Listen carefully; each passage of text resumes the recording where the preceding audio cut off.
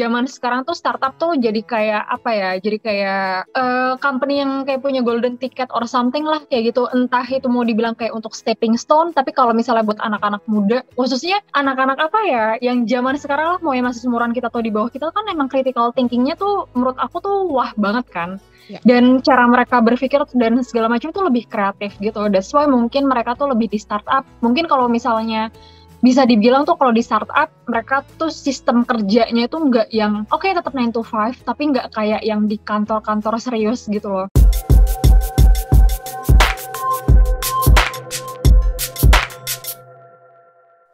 Tahun bareng kamu Rise with Motion. Yes, udah hari Senin teman Motion. Biasalah. Hari Senin ialah hari ini adalah hari terakhir PPKM ya. Wish for the best. Mudah-mudahan untuk besok nih. Dan jangan lupa tetap patuhi prokes ya. Tapi kalau setiap hari Senin kita akan ngomongin soal yang namanya bagaimanakah untuk mendapatkan percuanan keduniawian ini. Either dari kita berinvestasi. Kalau kemarin kita udah ngobrol, kita kemarin tuh udah berapa bulan lebih ya ngobrol investasi tuh bareng-bareng sama Teach Me tuh kayak 2-3 bulan gitu lah ya. Kita ngobrol-ngobrol sama mereka dari saran-saran gimana sih harus mulai investasi saham. Dijelasin malah itu yang detail banget. Mudah-mudahan teman Motion udah ngerti. Nah, tapi hari ini gue tuh pengen ngebahas sesuatu yang sangat relate banget sama generasi-generasi sekarang ya. Lo ingat gak sih kalau zaman dulu nih orang tua atau mungkin lo kayak ngenalin calon pacar gitu ke orang tua, kerja di mana gitu kan. Terus biasanya mertuanya kalau misalnya pacar lo gitu jawab di perminyakan, ya langsung kayak wah, pasti duitnya banyak ya gitu kan. Apa masa depan terjamin ya, biasa nih kalau zaman dulu. Atau kerjanya di mana, PNS gitu kan. Tapi kalau zaman sekarang nih, kerja yang cool itu walaupun cool tapi bisa menghasilkan duit banyak dan sometimes bisa menjadi digital nomad juga gitu ya. Lo bisa kerja dari mana aja, adalah lo tuh punya kebanggaan kalau lo bekerja di startup. Karena startup ini sekarang menjadi kayak menjadi kayak bintangnya gitu lah. Berasa kayak keren aja kalau kerja di startup. Selain memang biasanya yang kerja di startup orangnya kan muda-muda. Jadi lo punya frekuensi yang sama nih teman Motion, lo punya energi yang asik. Terus juga biasanya cara kerjanya tuh asik. Katanya begitu. Gue kan gak pernah kerja di startup ya. Nah, hari ini kita bakal tanya betul gak sih kata-kata gue itu. Jadi kita bakal ngomong soal berkarir di startup. Jadi kalau misalnya teman Motion yang emang pengen banget gitu punya target, gue harus berkarir di startup nih, gue pengen banget nih gitu kan. Hari ini kita bakal ngobrol-ngobrol. Gue punya tamu nih ya, cantik. Coba kasih dulu suaranya, tes. Halo. Ada Kak Stephanie Sekar, yeay. Hai Kak. Halo Sheryl. Hai, how are you? I'm good, fine. Masih stay WFH, masih stay waras juga. Pasrah bosan. WFH ya. Waras waras terus lah pokoknya kita, semoga dan yang pasti mudah-mudahan sehat terus ya.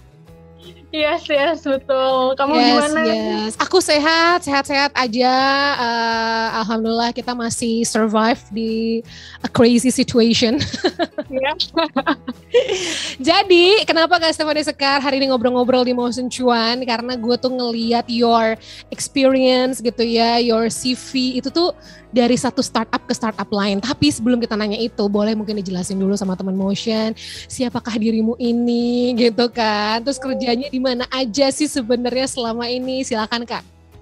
Oke, jadi halo teman-teman Motion semua. Perkenalkan, nama aku Stephanie Sekar. Boleh panggil Stephanie atau Sekar. Kalau sekarang per Agustus ini aku tuh baru aja pindah kerja ke TikTok Indonesia. Kerja ya, bukan joget-joget. Sebagai Community Partnership Manager. Dan sebelum ini aku itu sempat kerja di Lazada Indonesia sebagai Marketing Manager. Sebelum di Lazada aku juga sempat kerja di Text ID sebagai Social Media Manager, abis itu shifting ke Brand Marketing. Dan sebelum di Text ID aku itu sempat kerja juga di Estee Lauder company, lebih kayak beauty, retail, fashion yang lebih cantik-cantik gitu lah. Tapi sebelum di Estee Lauder aku itu emang memulai karir itu lebih ke startup sih. Pertama kali banget dulu itu sempat di Shopee, and then Zalora, baru udahannya itu lebih ke brand. Vakum kayak sekitar 3 tahun 4 tahun baru akhirnya balik lagi ke e-commerce, yaitu Lazada gitu. Oke, jadi akhirnya udah muter dikit terus balik lagi ya? Iya. Oke, itu berarti you start working dari tahun berapa ya Kak? Aku itu mulai kerja full time 2015. 2015. Yep. Okay. Tapi aku itu sebenarnya kalau lulus kuliah itu dulu 2013, jadi aku setahun sempet kayak ambil gap year gitu. Baru aku di situ akhirnya kayak udah tahu nih mau kerja apa segala macam. Baru akhirnya kayak decide untuk kayak kerja kantoran dan pilih startup ke digital gitu. Oh gitu. Oke. Waktu itu kuliahnya ngambilnya jurusan apa? Kuliah aku tuh kebetulan nyebrang banget sama kerjaan-kerjaan aku sekarang. Kalau dulu aku tuh kuliah tuh ambilnya emang selalu gitu lah ya. Iya. Biasanya tuh begitu. Apalagi yang sukses-sukses kebanyakan nggak nyambung tuh. Ya amin gitu, kayak masih belajar, masih proses. Kalau dulu aku itu kuliah itu ambil Fashion Marketing Management di Raffles Design Institute. Oh wow, Fashion Marketing Management ya? Yep. Okay. Emang sih kayak sebenarnya kalau dibilang nyesel nggak nyesel, ada sedikit nyeselnya. Tahu gitu dulu tuh mending ambil yang kayak marketing management in general aja daripada yang spesifik fokus, karena dulu yang dipelajarin kan jadinya lebih kayak fokus gitu, dimana kayak sekarang ujung-ujungnya pas sudah nyemplung ke dunia karir juga lebih ke industrinya yang general kayak gitu. Iya benar sih. Tapi tapi masih kepake lah, masih nyambung nggak nyambung ya? Ya nyambung ya nyambungin aja.